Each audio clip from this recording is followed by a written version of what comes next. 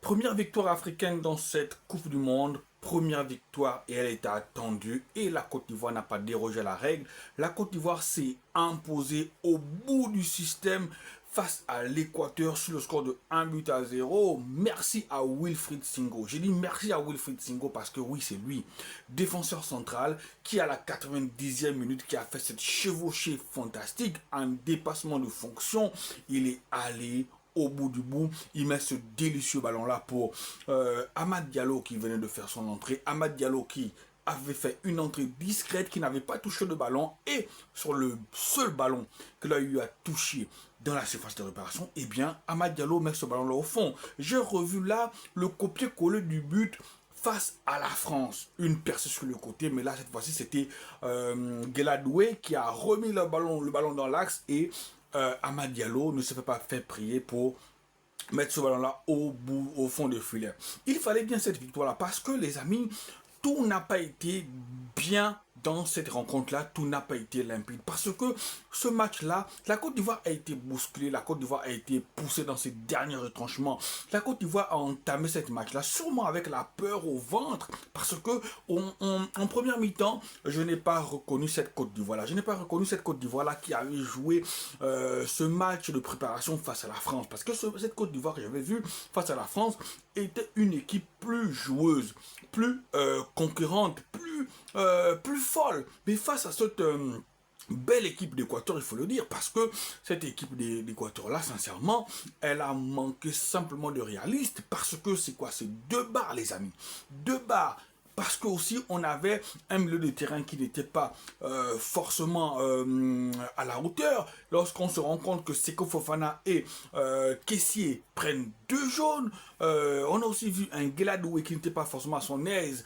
Et je dis aussi merci à Yaya Fofana, parce que Yaya Fofana a fait les arrêts qu'il fallait pour maintenir l'équipe à flot. Et il y a aussi, je pense aussi que non, il ne faut plus faire cette erreur là de mettre Yann Diomandé à droite, même si la première mi-temps il a eu à faire quelques bonnes choses, mais Yann Diomandé à droite, les amis, je ne suis pas trop fan. Lorsqu'on l'a replacé sur son côté gauche, on a bien vu qu'il a été bien plus dangereux. Wai, transparent, mais il a eu un ballon à négocier qu'il a mis sur la barre, c'était la seule barre, mais sincèrement, Wai, je le dis encore une fois de plus, cette équipe ivoirienne-là n'a pas de véritable neuf, et ça va être un peu plus compliqué, les amis, face à l'Allemagne. C'était déjà bien, c'est quand même déjà bien de sortir de là avec une victoire, parce que si aujourd'hui, la Côte d'Ivoire avait perdu ce match-là, si aujourd'hui la Côte d'Ivoire était même sortie avec un match nul, il aurait été difficile pour la Côte d'Ivoire de faire face à ce match contre l'Allemagne, parce que le deuxième match de la Côte d'Ivoire, c'est contre l'Allemagne.